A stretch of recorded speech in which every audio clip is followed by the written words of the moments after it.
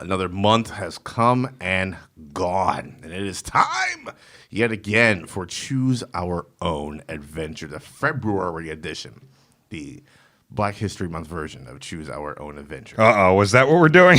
Gotta change some answers real quick here. It is me, and before we say anything else, thank you for all those that are listening that are patrons. Something wrong? I can't hear you through the headphones at all. You can't hear me through the headphones at all? What about this? Now I can. Hey. Oh, so that button blocks, hey, Jermaine, can you hear this? No. Fuck Jermaine. Oh, wait. I couldn't hear you either. Oh, interesting.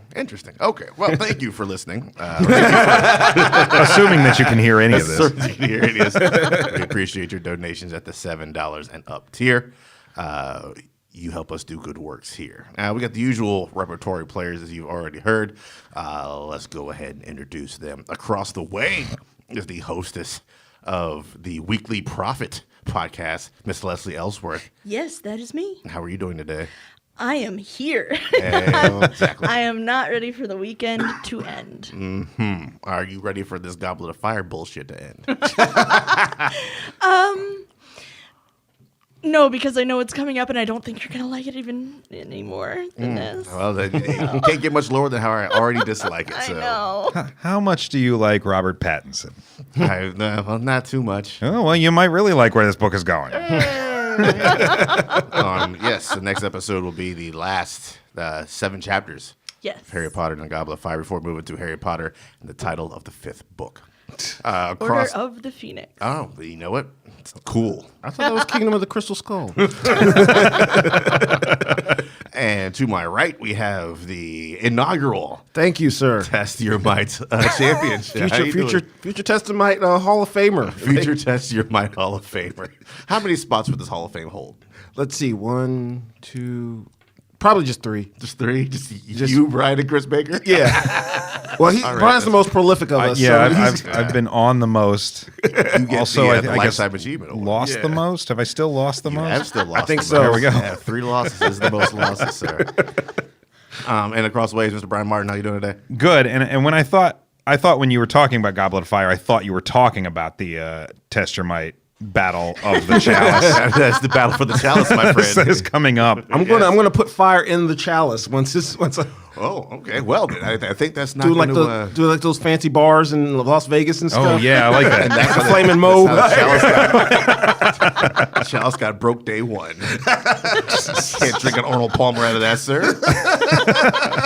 So, yeah, we have the battle for the chalice coming up. At the time of this recording, yeah, it hasn't happened yet. You listening, if you listen to this day, it goes up. It happens at the end of this week. How you feeling, Mr. Martin? Same as I always do. To which Han Solo would say, "That bad, huh?" All right, I'm pulling for you, sir. Thank you. I feel like it's my time. If it's ever going to happen, it goddamn better happen. It would literally have to be this time. Mr. Jackson, how are you feeling about your chances here? I'm feeling pretty good. Feeling pretty good? Yeah. All right, I'm pulling for you. So Thank you, sir. Hopefully we get this shit settled once for all, and Chris Baker's going to come in here, and we'll see what he does. Yes. There's no way Chris Baker wins this. I'm just getting right out there. There's no conceivable. Everything I've heard about this guy. There's no conceivable way the current champion wins this. It was a fluke that got him there before. I've determined that. Oh wow! From interviewing all of his friends and enemies, he won the one thing they all agree about. The one thing they all agree about is there's no way that guy won. As he keeps defeating person after person. Oh, got a lucky break. Oh, got a lucky break. Oh, got a lucky break. I don't know, a couple of squiggly lines. Well, this is going to be a little bit different than any of our other Test Your Might matches, so we'll see. It'll be a pretty even playing field. Let's get into this bit of business here today. Did anybody die? We need to talk about Kobe, died? the GOAT. Oh, Jesus. Kurt Yeah, that's Douglas, true. That that was rough. old fuck. Finally shuffled off his mortal coil. Was it Janae Dubois from Good Time? Willona from Good Times? Yeah. Yes. It's been a few. It's been some bad times. Yeah. Yeah. So rest in peace to them. All right. Let's get into this bit of business here. First up on the list of questions here, coming from young Bradley Ledbetter of Thirsty Nomad fame. And he says, and I quote, If you can invite anyone famous for dinner, living or dead, who would it be? He said Prince, the purple one himself, with the stipulation that he'd give him some guitar pointers. Now, who would you go with, Brian? Is this well? I guess that answers my question because it's not really like who would we want to invite to a romantic dinner. That doesn't answer my question because Brad could want to have Prince over for a romantic dinner. I mean, Prince is a fucking testosterone machine. Yeah, I know, right? I think by default, having Prince over would make it romantic. It's just McDonald's. Is it? Is it, Brad? It's like Some pancakes. Prince will be sitting across the Flapjacks, table hotcakes. from him, and somehow he'll still feel a hand on his leg. And he'll look down and see Prince's hand, and he'll look up, and Prince is still across the table from him. with both hands on the table. Right. Be at one of those Bruce Wayne tables, like It's like the Chevy Chase fake arm from Spies Like Us. Yeah. Who would you go with? Sir? I would actually go with. I really think we would get along very, very well if I invited John Legend and Chrissy Teigen over for dinner. Okay. I think I'd get along with. Nice. John Legend and I have beef historically, and I think it's time that we buried the hatchet. And I've thought several times about inviting them to Dipsgiving because it seems like something that Chrissy Teigen would be very into. She would win Yes. all the awards. Yes. Yes. So I've thought about maybe just extending the invitation to them to come to Dipsgiving next year and just Throw that out John, there. just throw John it out Legend there. shows up Absolutely. and Chrissy Teigen's there. The only problem with bringing them to Dipsgiving is there's too many people. Yeah. Well, that's why you just limit the number of people you invite. Make it exclusive. Make They get exclusive, and you've got to buy you got to buy a seat, and it's like I'm not going to $150 a ticket. All right, fair enough. Fair enough. Yeah. Like and it's- then the proceeds go to the Heroes Con. I don't think there was $150 No. worth of food Worth of food. There sure as hell isn't going to be $150 worth if only 4 people show up.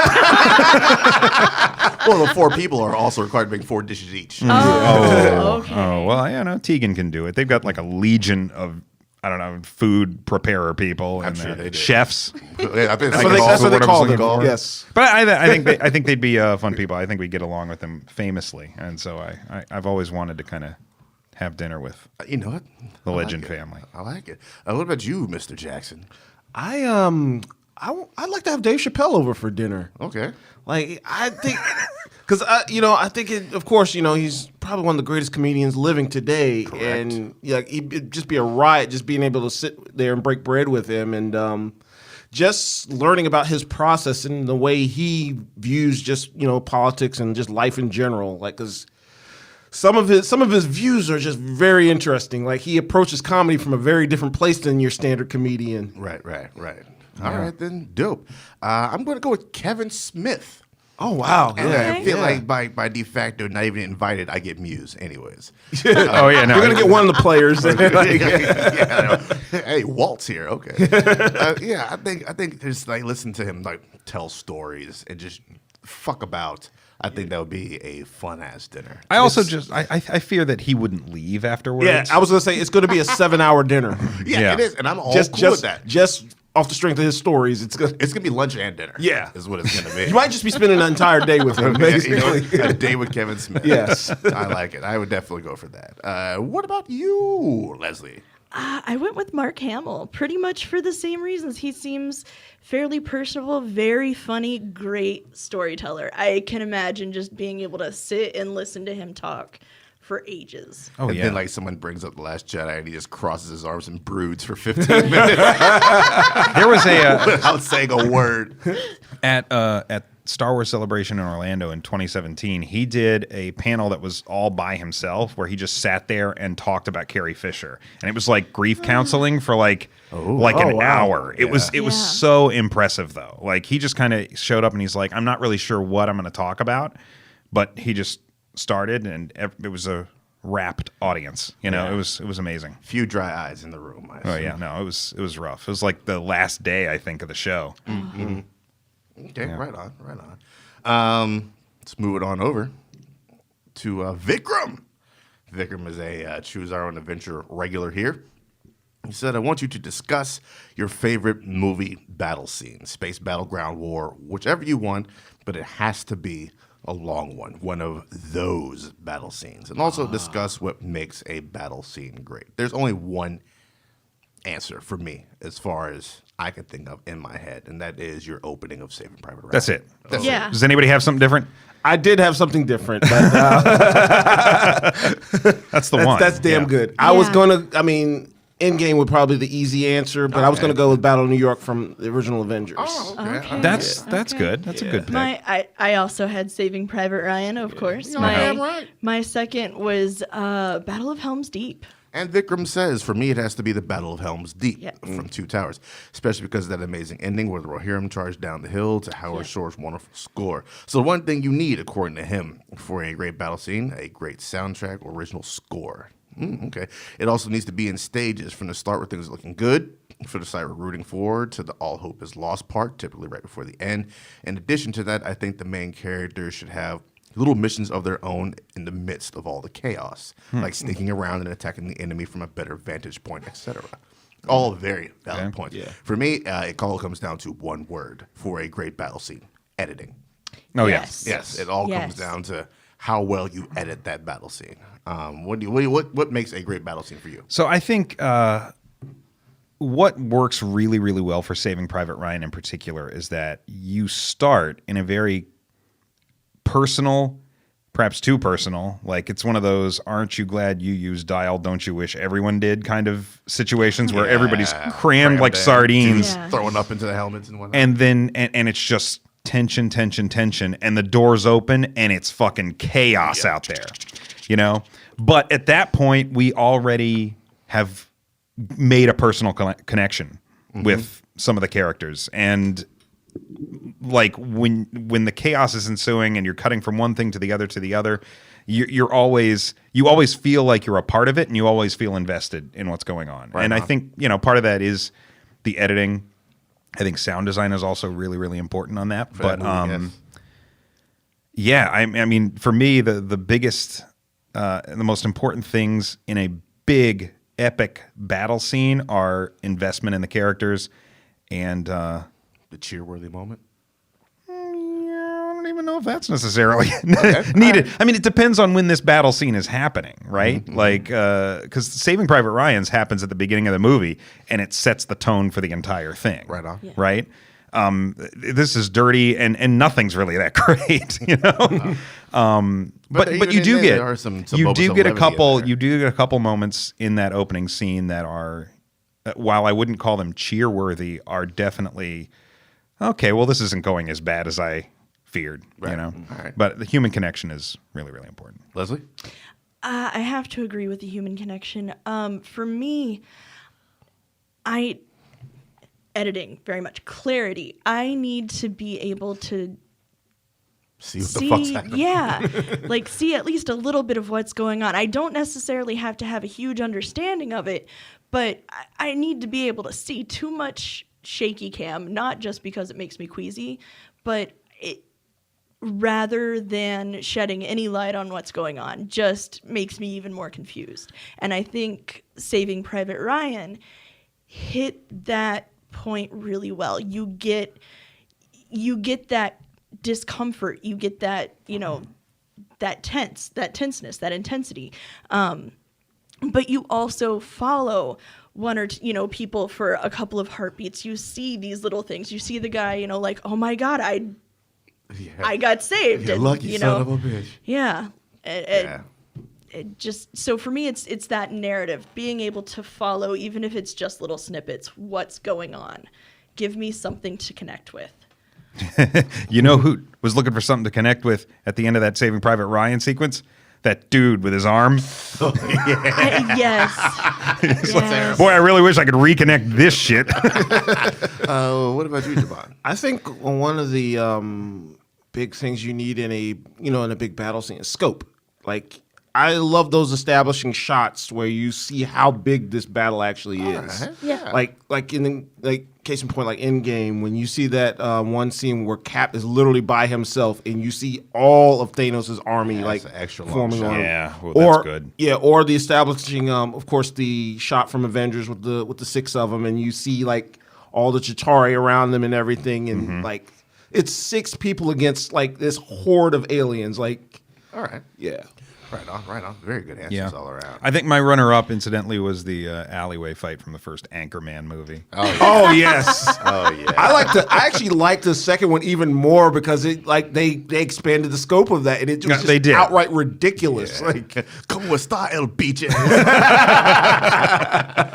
I want to change Spanish my second. My second should be the battle scene from Infinity War.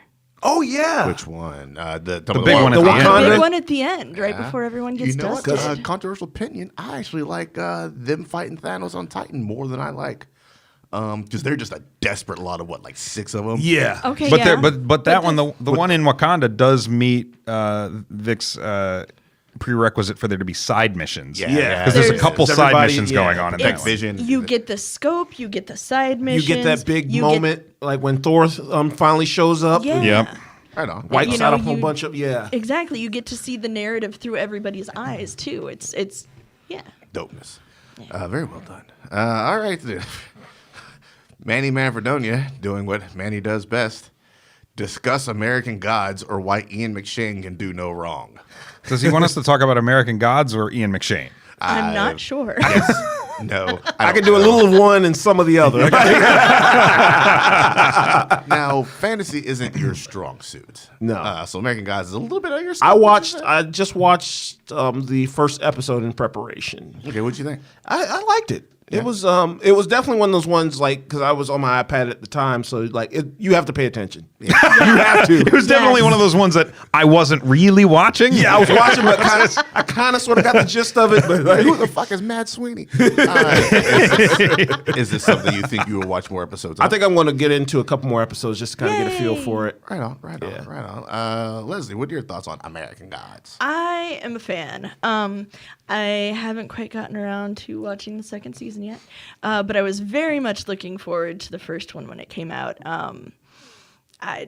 Shadow Moon is just a very captivating character.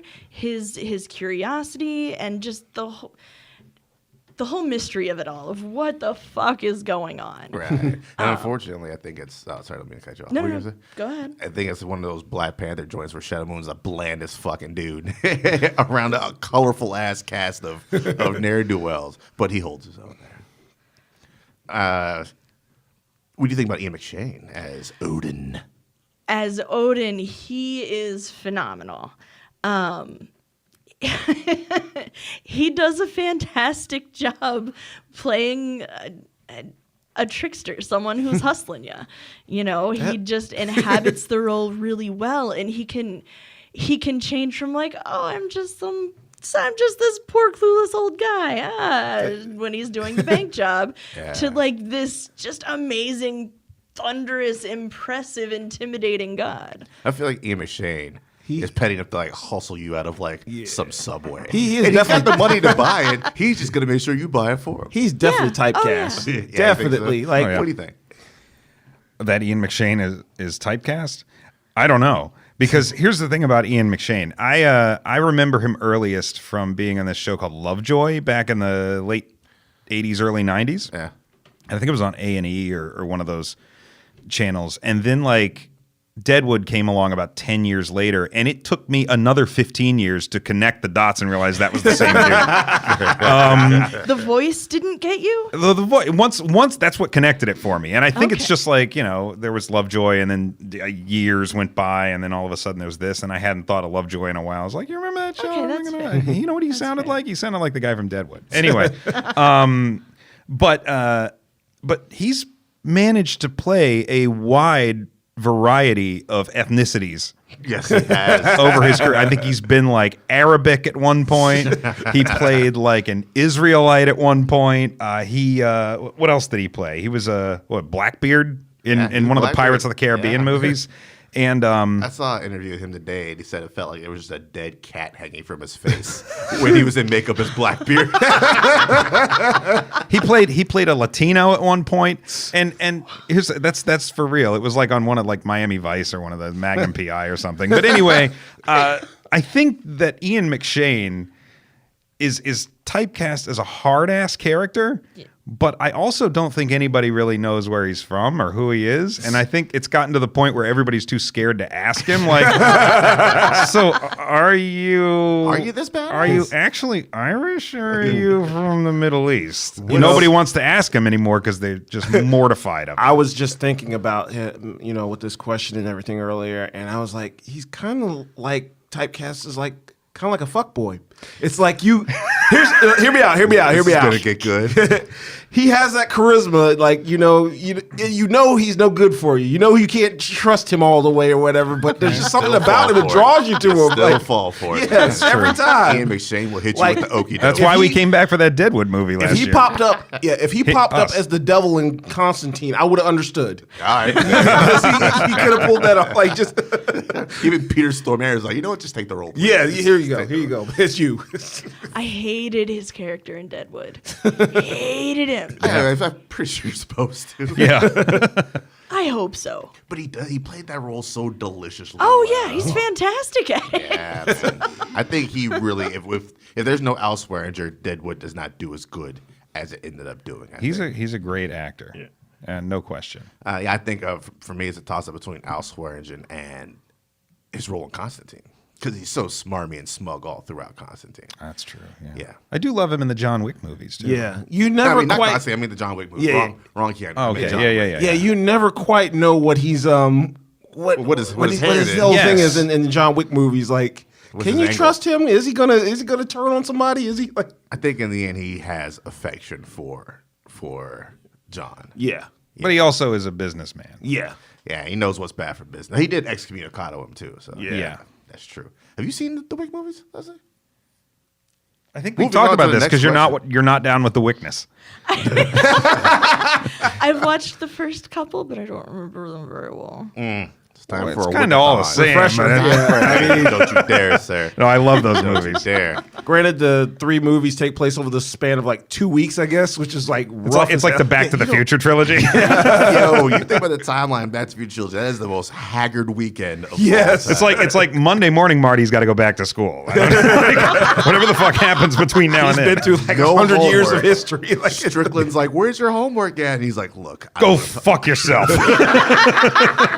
lived 3 lifetimes. I was in the old West yesterday. He just comes in, bags under his eyes, screaming.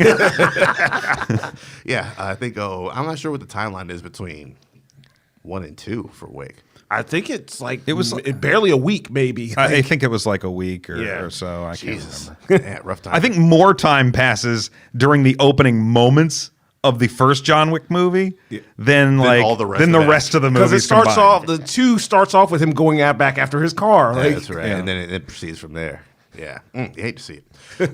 Swint, Duquan Grady Swint, asks, what pop culture character gets the most undeserved hate? He says, Rose Tico. And I'll go ahead and tip my hat and also say it is Rose Tico. I have a bit of an idea of who yours might be, but we will see.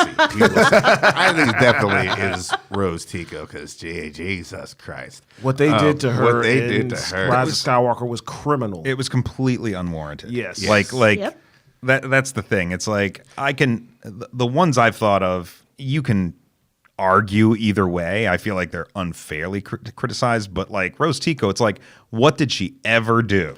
Right, but besides have a sister get killed. Right. Yeah. There was Hey, nothing. Rose, you'll come on this adventure. JJ won't let me. There was nothing about her character or anything she did in Last Jedi that would warrant hate at all. No. No.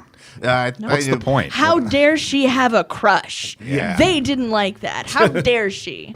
Yeah, she's over there fucking up the Finn Ray possibilities or the Finn Ray Poe possibilities. Like There's every the yeah. Finn and Poe. yeah, Messing up everybody's fanfic, man. Yeah, here That's she the crime. come. Here she come. Fuck up the fanfics. And that's the crime here. You fuck with the fanfics. I hate that fandom. I hate that fandom.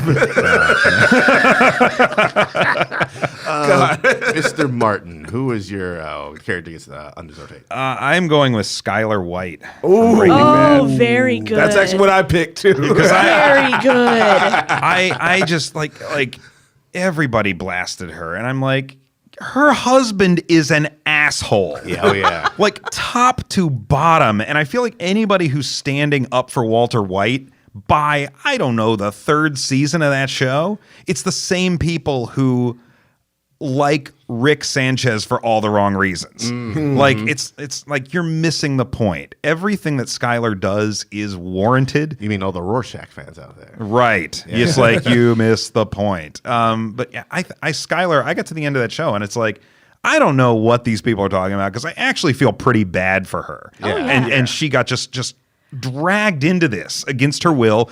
She had no agency whatsoever during the until she slept with her boss or whatever it was. Yeah. And then she started to earn some collateral back. And like she is, I would say, one of the few people on that show that get a happy ending. Other than she's just waiting for him to die the whole time. Right? and I mean even her ending is not I was going to say ideal. it's not really happy. She's not dead. No, that's about the best. She's still you got can her say. kids. I mean, like that's the best you can do on this show, I think. Yeah. Yeah. I was just like, because I understood to an extent because a lot of times she seemed to come across as kind of grating, but when you think about it, it's like her husband is turning into a drug lord. It's like, what do you expect? Yeah. How are you supposed to react to that? Right? Turning into a drug lord, okay, cool, but then just Killing folks and just making her a part of it. Yeah. Well, and that's the thing. Everybody hates her because she's holding him back. And it's like, dude, he's been gaslighting her. He's, he is putting their kids in danger, lying to her constantly, lying about where he is. He fucking raped her at one point when he decides not to leave. Like, Yeah. He kidnapped the child. he is a horrible person. Yeah. And yet you all out there rooted for. How dare you, paprikas? Fucking hate Leslie, Walter White. what yours might be? Who did you think? Sansa Stark? Very well done, sir. Oh, She is not perfect, so don't take Hell no, this she ain't. as me saying like, oh, she's all perfect and wonderful and angelic. But she gets so much goddamn hate for no reason. Everybody likes to blame her for Ned dying. That still would have happened. Or at the least, shit still would have went down. Cersei was already planning that shit. She'd already planned to have Robert killed then. Do you really think she was gonna let, Ned and his girls just go away and, no consequence? Come on. Yeah, she played a part and she grew. And I think that's probably the thing that gets me most, are the people who refuse to acknowledge that, one, she was a young child doing what she was taught. Two, she's fucking grown. She has learned, she's survived. And three, she's not fucking Arya. They're both awesome. Neither would survive in each other's situation. They both end up where they can play to their strengths. And Sansa's strength is Adaptation. yes, adaptation. It's playing to the people, playing that part of the quiet, perfect little high lady type of thing. Make them underestimate you. Yep. All right, there you go. Fuck Sansa Stark. Moving on. I gotta say, can we all agree though that the pop culture character that deserves more hate are the fan communities that caused all this problem to begin By with? far. Honorable mention to Aquaman. That man just gets no respect. Yeah. Chris well- Rock's been shitting on him for like 3 straight specials now. He can't control. He can't help with the powers he got. Heard you talk to fish. The man It's like- is in control of 75% of the earth, basically. It's like basically it's better to have no powers at all than Aquaman's powers. It's better to be fucking Jimmy Olsen in these streets than it is to be Art Curry. All right. Scott Self, one half of the Scott Shannon duo, says discuss feature films and the television successors they've given birth to. Of course, his old ass went with MASH, which honestly, I feel like we should have had Pete Lentz on this one. Oh, Pete would have been all. I Pop out of that didn't trash know can. MASH Someone say titties. I think I snuck that in there without anybody hearing. What you said? I didn't know MASH was a movie. You didn't know MASH was a movie. I did not know Oh, MASH wow. was a movie. Oh, we're MASH is learning definitely here. a We're all learning. Yeah. Yeah, I MASH watched is the that show business. when I was younger, but yeah, I had no idea that was a film. based on It was a movies. comedy. It was a comedy. I mean, MASH ain't a bad. I'm pretty sure it's still the highest watched finale of all time. I think it is. I think it is. Yeah. I think so. I mean, for a reason. People love that People back in love the day. that shit. Yes. Jermon, what'd you go with?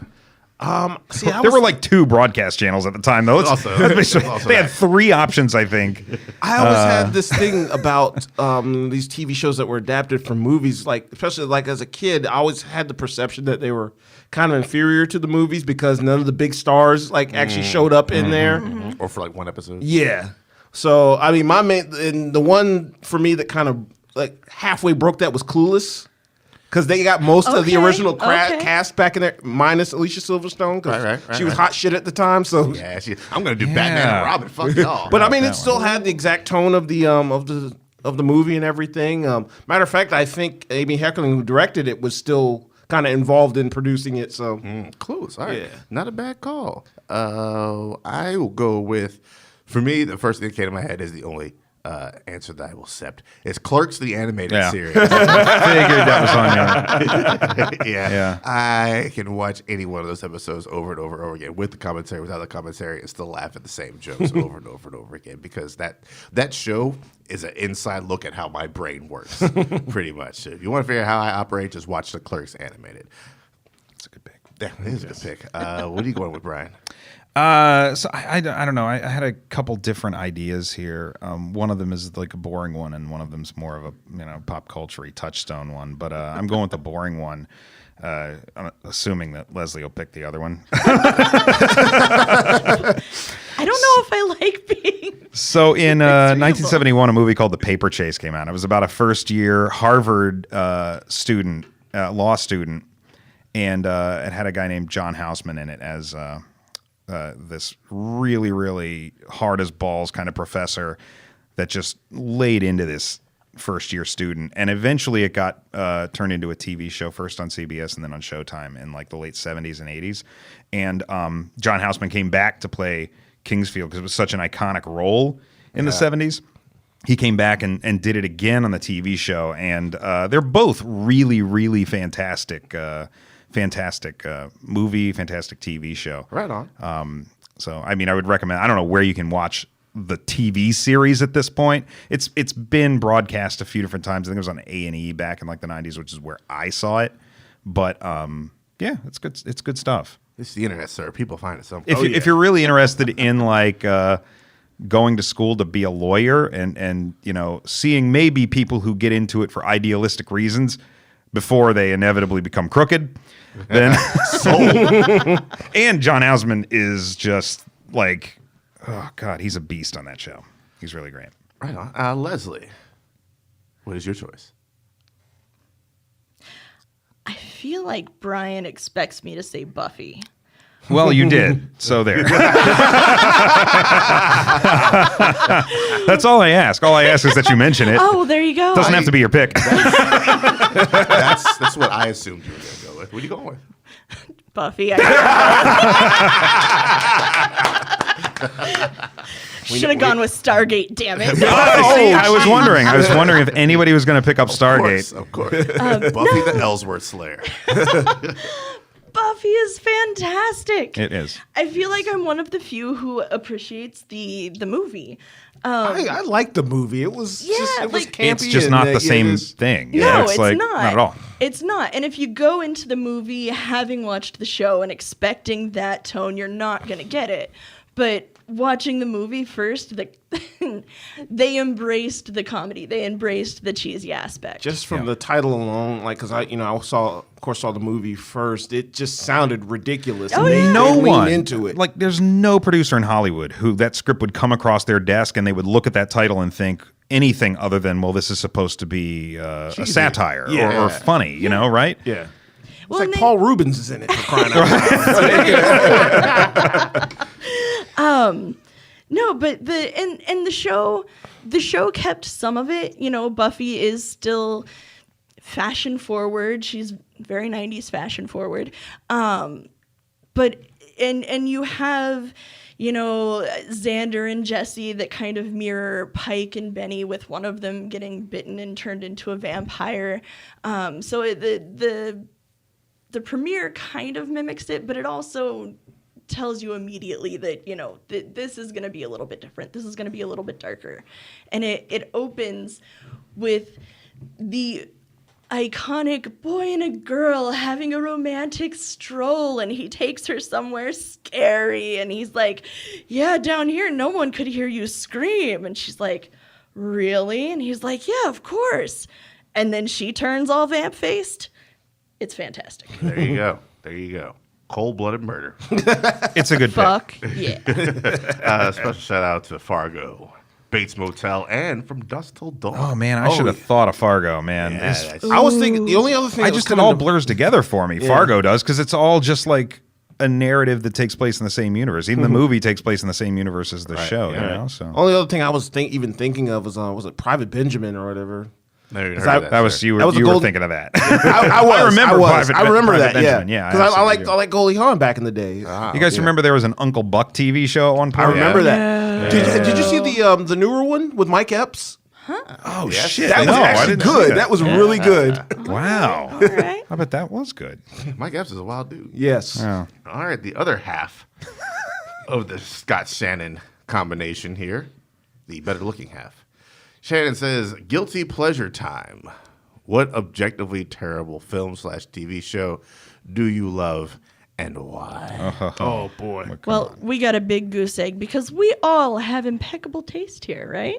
You're right. Right. In bad movies, yeah, absolutely. Now, I think we've gotten a question similar to this before, and because I remember the first time we got something like that, I answered Pootie Tang. It was- First of all, it's not objectively bad. It's a fucking masterpiece. Right.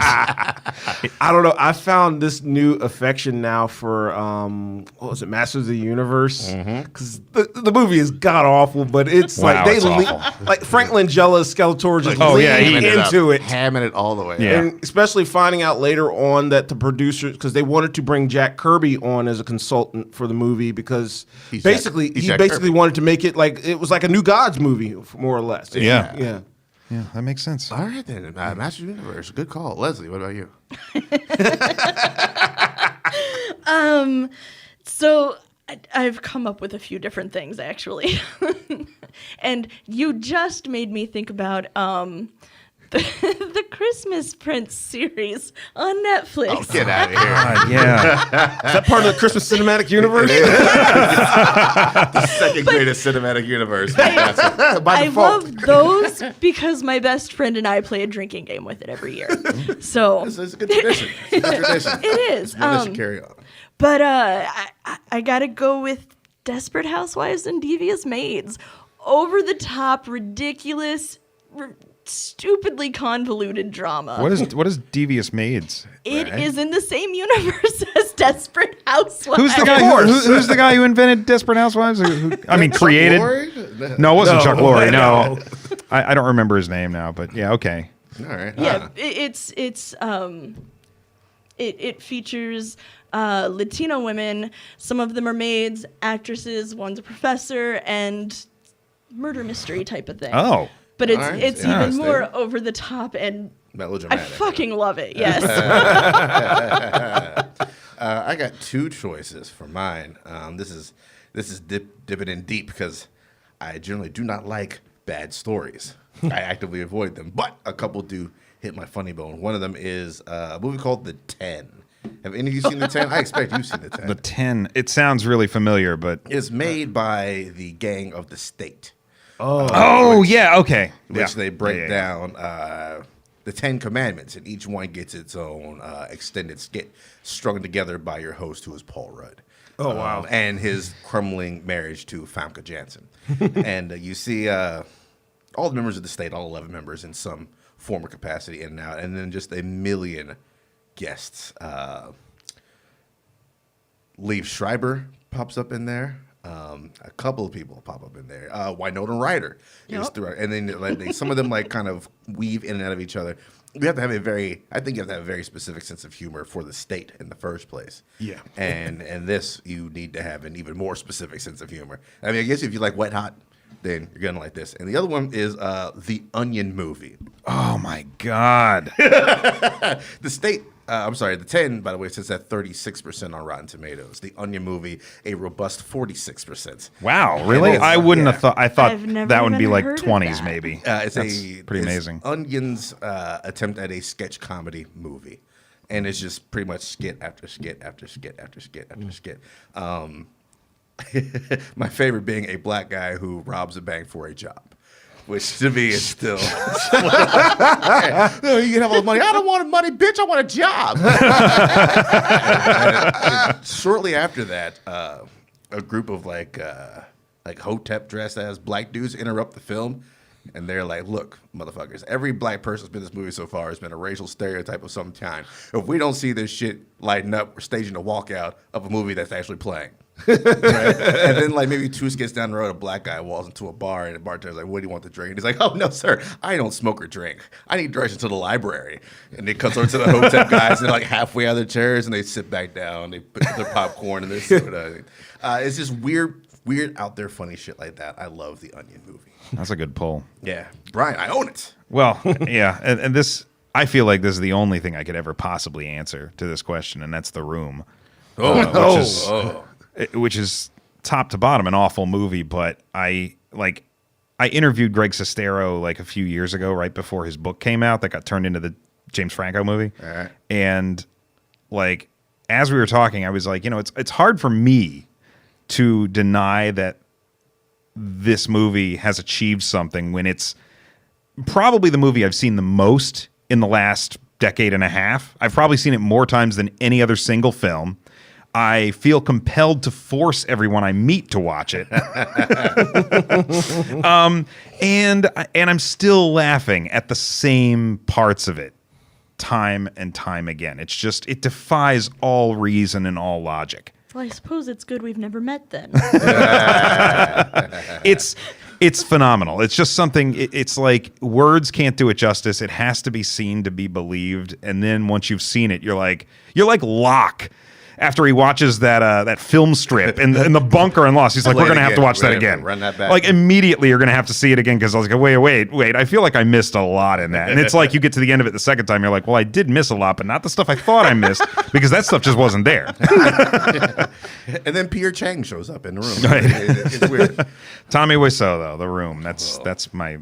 I will just put it on for no good reason. Honorable, Yes, because there's no good reason to put that Not on. a lot of reasons. No. honorable mention to the animated Transformers movie Yeah. because Crazy. it's That like shit's great. nostalgia is a hell of a drug. Like, Lady True will tell you that. story, it is not a great story at all, but like, There's a lot of questionable. yes, We got Rodimus Prime. So it was a goddamn toy commercial. Oh yeah. an extended toy. We need to get a bunch of these action figures on clearance and Yes. introduce Wipe a lot of these new out ones. What can now. we do? Welcome to all kids shows in the 80s. Kill them all. What that blows my mind about the Transformers movie, there was like Cup, the one that was like an old man. Yeah. Like kids don't want to play with a fucking old man car.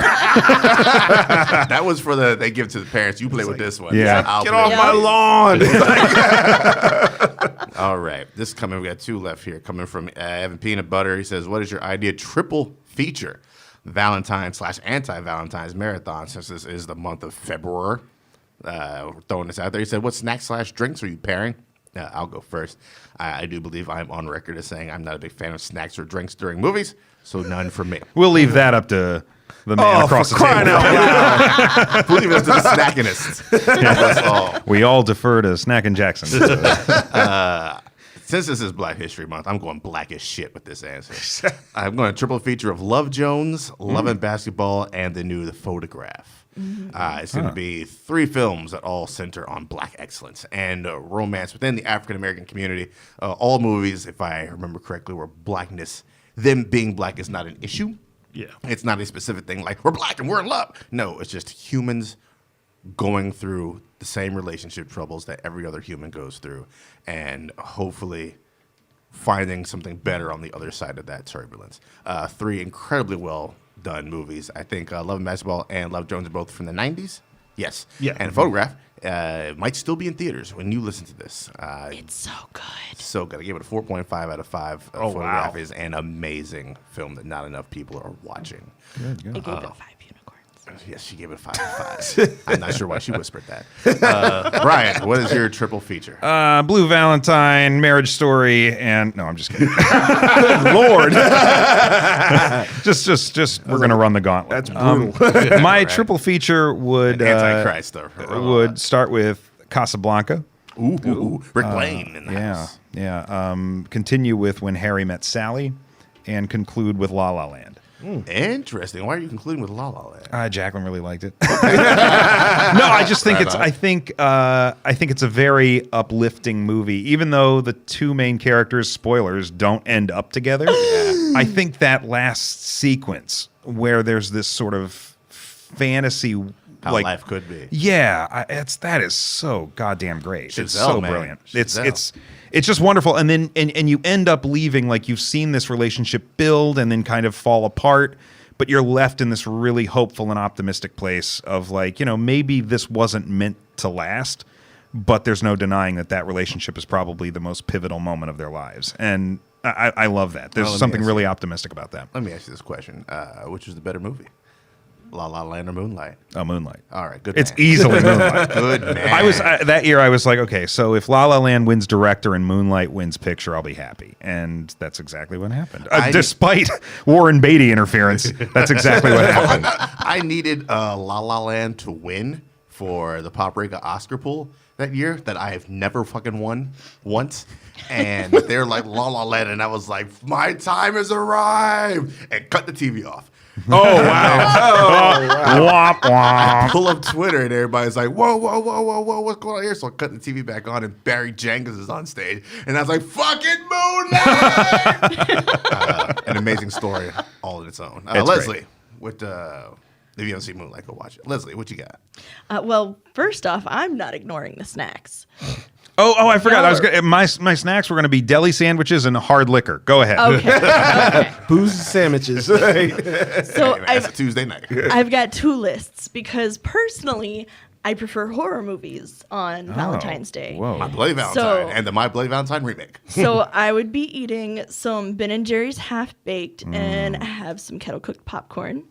I'd be watching Valentine, which is a 2001 slasher with Denise Richards, Katherine Hagel, and David Boreanaz. Wow. Scream, 96, of course, and Midsummer from 2019. That's Very a long with you. movie. That's a fucked up Valentine's Day. Now, see, if I were watching with Daryl, who is not as fond of horror movies, Hey. I'd be going with chips and salsa, maybe some guacamole. Can't go We wrong. would watch The Shape of Water, Fish fucking. Eternal Sunshine of the Spotless Mind. Oh, yeah. And we would conclude with Warm Bodies. Throw a little bit of comedy in there. All Okay, right, I okay. like it. I like all three of those films. Yeah, I like yeah. all three of those films. Warm Bodies, much better than I thought it was going to be. Right? Yeah. Mr. Jackson, Yeah, I kind of went off the beaten path as far as Valentine's you movies. can't Not do your Pootie Tang 3 times. No, of course not. Him and Biggie Shorty, man, that was the love that last ever. No. I went with I didn't go the traditional rom-com route here. I went with the 40-Year-Old Virgin, All right. Deadpool, Okay. and Her.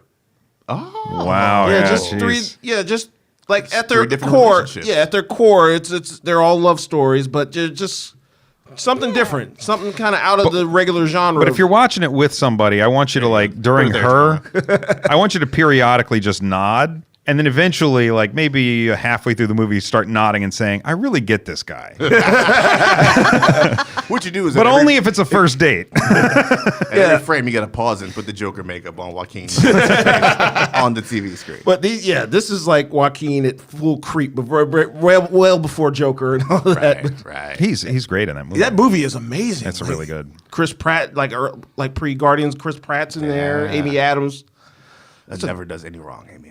Great movie. Goodness. And as far as snacks, Come on, this is what the main event. here we go. We're going wings. Wings. I'm talking lemon pepper, garlic parm. Yes, all flats. flats. All flats. Buffalo. We're going teriyaki, blue cheese, ranch, the whole shebang. Speaking of which, man, we thought this concept that worked the other day. How come no one does just a fucking wing fest? We need to organize wing fest. Wing Where fest. people just get multiple wings Wingapalooza? from multiple wing spots throughout the city Yeah. and all come together. Wingmageddon.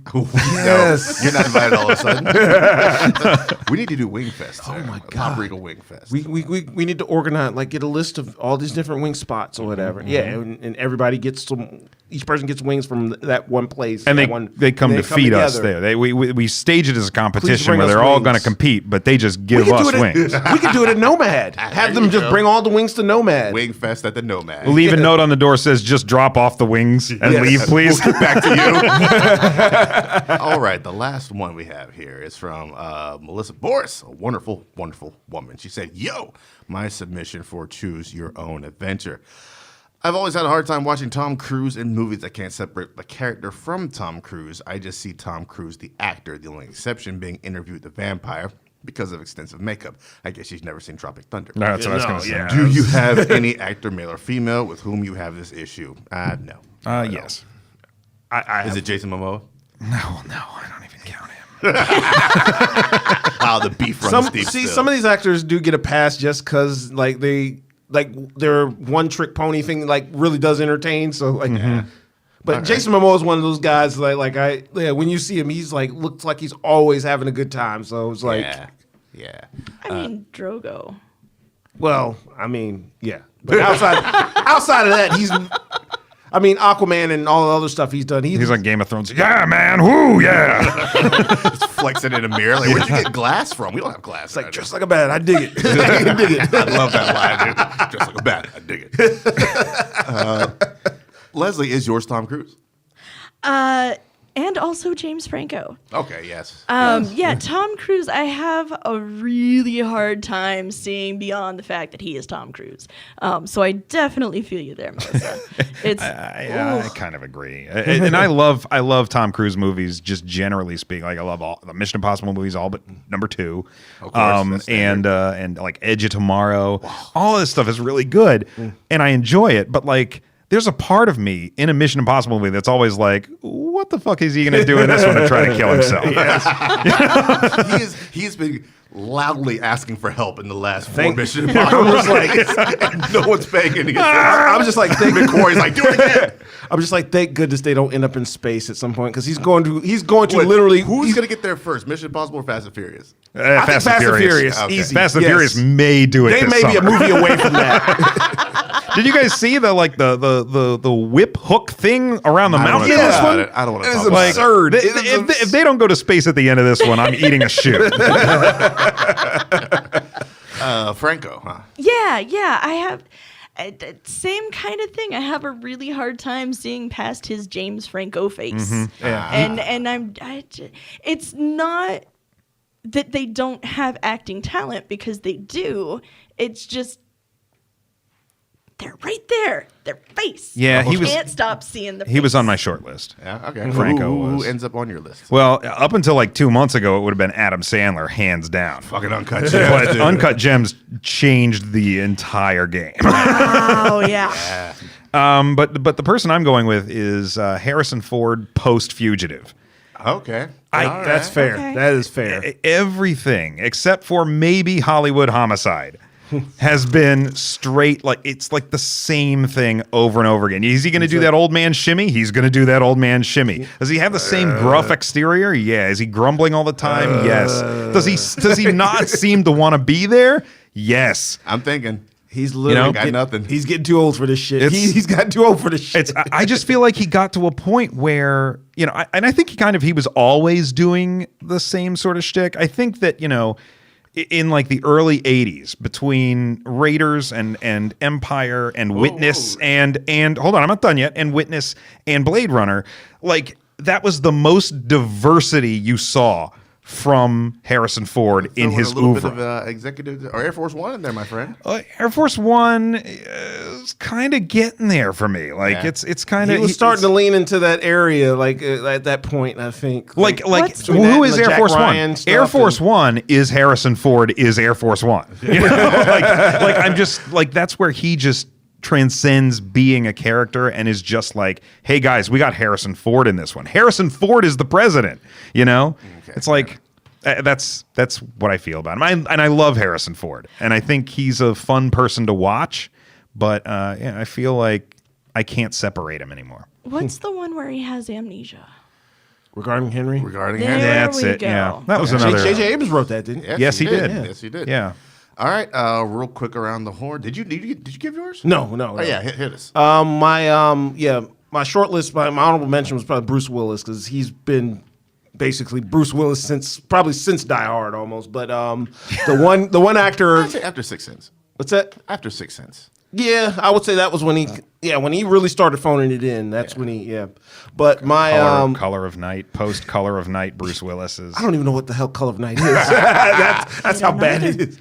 But my number one has to be Kevin Hart. Like he has been Kevin Hart in every damn movie I've ever seen him in. Granted, I think he's funny as hell, but he's been the same character every single movie. Agreed. Yeah. Agreed. Okay. Truth. Makes sense. All right, we'll quick around the horn. Jamon, lately, what have you been nerding out on? I've been getting caught up on some podcasts, mainly Conan O'Brien Needs a Friend. That's the best podcast out. Hilarious. Yes. Very good.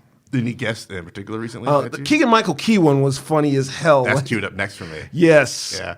Mulaney's is pretty good too. But then again, I lean biased because I love Mulaney's stand-up. Right. The episode that surprised me the most was the Dana Carvey one. Like Dude, the first Carvey had Dana me Carvey in one. tears. Holy shit. Like I was driving my car and it's like I can't keep listening to this while I'm driving. It's like a road hazard. It's just nothing should be that funny. Yeah, that was a damn good one.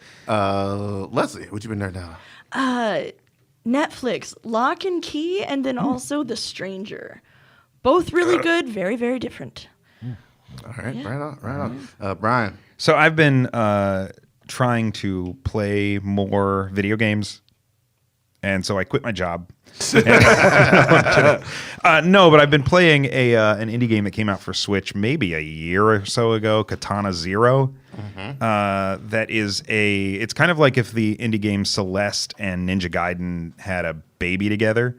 And you are a ninja stalking his way through a series of like hideouts, and you're sent on missions to kill specific targets by apparently your therapist, who you see every day, and then you pick up a new dossier, and then you go there. But as you play through the game, reality starts to break down, and things start to rewind, and your environment changes really quickly and then changes back, and it's like you're clearly taking a medication that is prohibiting you from seeing reality as it really is. That'll banish that shit. And so you're gradually becoming more and more aware of the world around you. It's really interesting, and it's like the perfect mix of action and puzzle solving. Isn't that the basis of the Bloodshot movie?